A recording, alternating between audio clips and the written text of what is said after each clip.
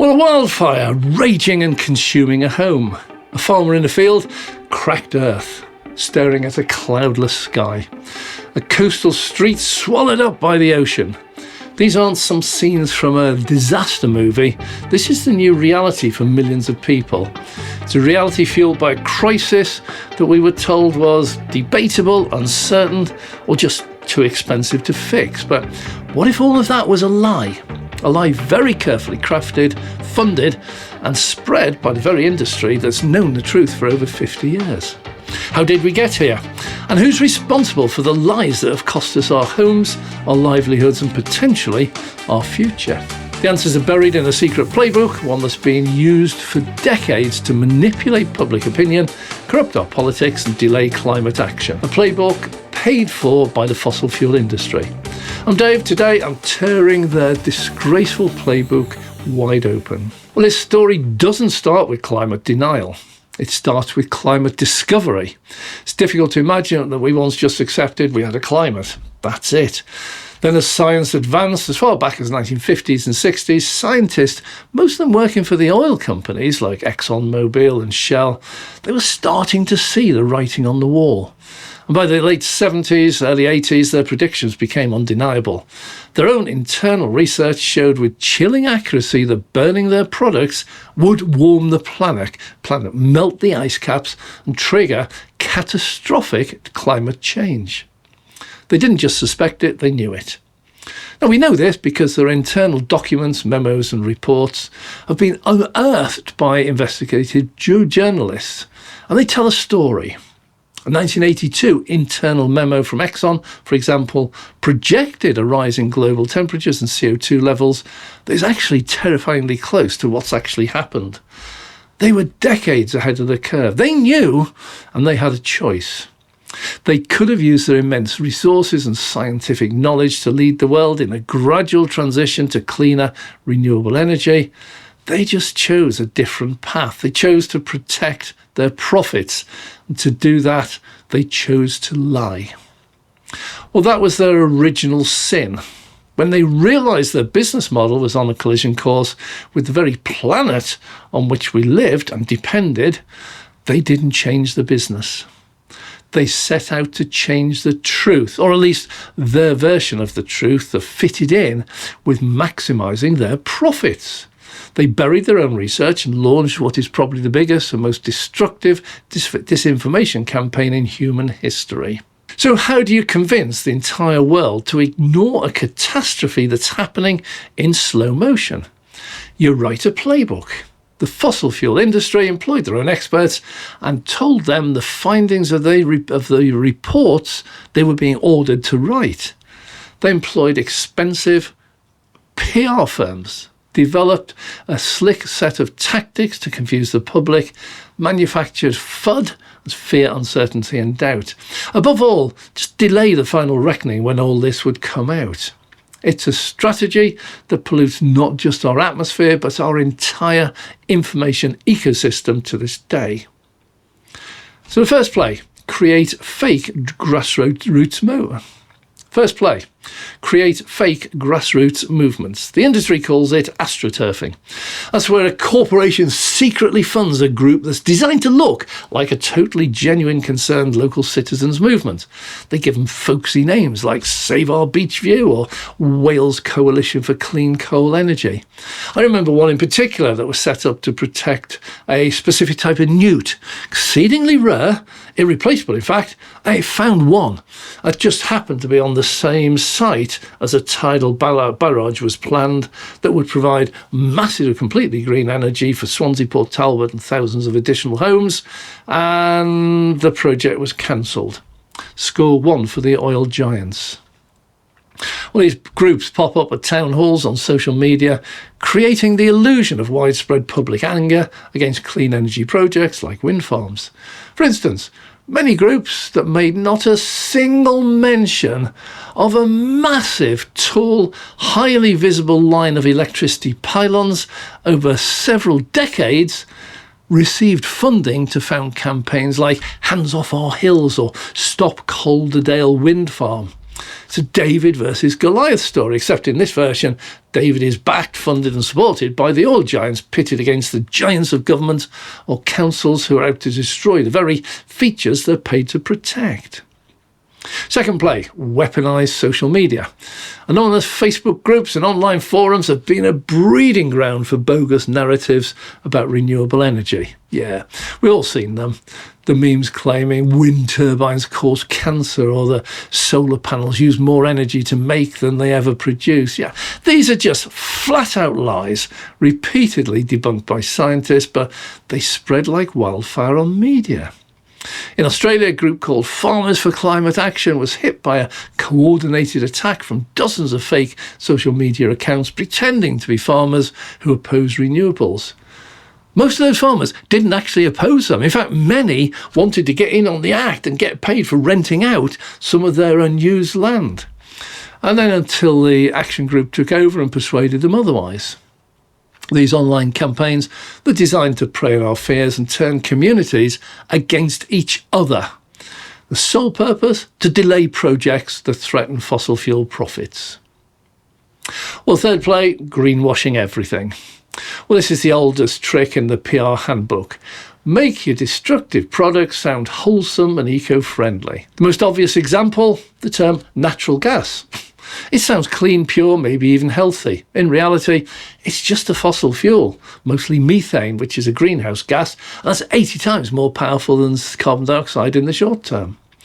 When companies like Shell or BP rebrand with sunflower logos and talk about going beyond petroleum while cutting back on renewable energy projects like EV public charging and still pouring all of their money into fossil fuels, that's greenwashing. They promote so-called renewable natural gas or carbon capture as miracle solutions, even though carbon capture doesn't work. It's still unproven at any sort of scale, and renewable gas, it's a tiny drop in the bucket of their supply. E-fuels are a much worse example. Much hyped, but they make mere handfuls of litres a day of e-fuels versus billions of litres a year of petrol that just the UK uses. And it relies on taking CO2 out of the atmosphere, which as we know is an untested, unproven technology, and then breaking down water by hydrolysis into H2, hydrogen and oxygen, while telling us the grid cannot support even the small number of EVs we currently have on our road. Where's the electricity coming from? But for ultimate greenwashing, look no further than the NEC. I visited there recently. BP Pulse has hundreds of fast chargers in the exhibition car parks, but a deeper dive reveals that BP didn't pay a penny, nor ever will. The chargers were funded by a local environmental fund, installed by a different set of engineers, paid for by a different but other environmental group, definitely not BP Pulse. They do, of course, manage the chargers, they get paid for that, and that generally includes gathering the payments from which they take their massive cut. Even repairs are fully funded, it's not coming out of their pockets. It's a massive propaganda campaign designed to convince us that the arsonist is now a firefighter. Well, this playbook isn't just about words and spin, it has a real devastating cost. The decades of delay have locked us on a path of more extreme weather, massive economic damage, and unbelievable human suffering. United Nations has warned that this massive disinformation campaign is actively slowing down the global transition to clean energy. Yeah. The industry's biggest lie is that climate action is just too expensive. They pay for biased economic models to scare politicians and the public, while conveniently leaving out the soaring cost of doing nothing. The cost of rebuilding after a superstorm, the cost of crop failures from drought, the healthcare costs from air pollution. But the truth is, clean energy is now the cheapest energy they can buy. A 2024 report from the International Renewable Energy Agency confirms it. A staggering 91% of all new renewable projects commissioned last year were cheaper than the cheapest fossil fuel alternatives. Onshore wind and solar are now the most affordable sources of new electricity on the planet. Well, they also lie about jobs, claiming a green transition will wreck the economy. In fact, the exact opposite is true. The clean energy sector is a jobs machine. They lie about reliability, chanting, oh, the sun doesn't always shine, the wind doesn't always blow. Well, they completely ignore the incredible advances in battery storage and grid technology that makes a 100% renewable grid now completely possible. Cost of utility scale battery storage has already fallen by 93% since 2010. They lie about health, literally inventing diseases linked to wind turbines that have zero scientific basis. Each lie is a deliberate roadblock thrown in the path of progress. And while they do so doubt, they rake in record profits and spend lavishly to maintain their influence. In 2023 and 2024 alone, fossil fuel groups funneled nearly $100 million into political campaigns and spent over $240 million on lobbying. Across 2022-2023, UK government ministers met with oil and gas lobbyists about 1.3 times every single working day. This isn't a debate, it's a protection racket for the most profitable industry in history. Well, the scale of it all can feel overwhelming. A multi-trillion-dollar industry with a century of political power that seems totally untouchable. But that David versus Goliath story, it's not just a nice metaphor, it's real. All across the world, ordinary people are starting to fight back. Investigative journalists and watchdog groups are dragging their internal documents into the light, exposing the decades of deceit. Scientists and fact-checkers are tirelessly debunking the junk science they spread on social media. Communities are organising, armed with facts, to push for local clean energy projects. And they're winning! Action groups are even taking these companies to court, demanding they pay for the damage their lies have caused.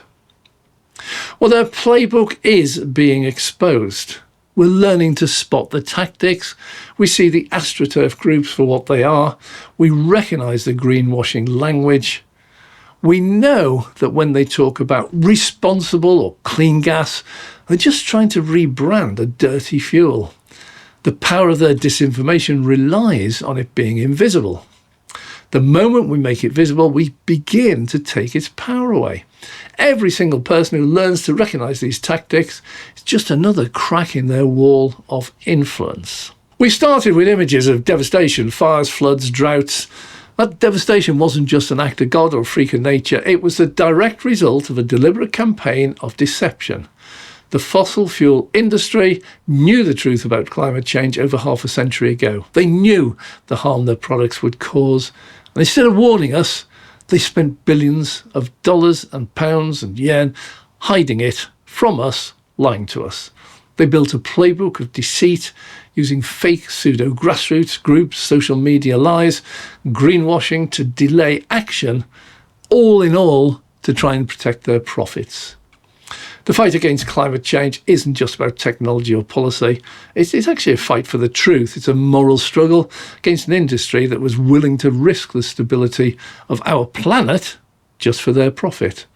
The single greatest obstacle in our fight against climate change is the political power of these corporations.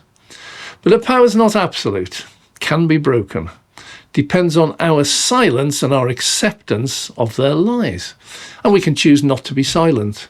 The first step in dismantling their playbook is just exposing it to as many people as possible. Share this video if you agree with it. Talk to your friends and family about these tactics. Support the organisations and the journalists who are doing the hard work of trying to hold this industry accountable. Demand that our politicians stop taking money from fossil fuel companies and just stop meeting with their lobbyists. The future isn't a promise anymore, it's a fact. Clean energy is cheaper, more secure, and ready to power our world. We have the solutions. We just need to expose the lies holding us back. Thanks very much for watching. Till the next one, I'm Dave.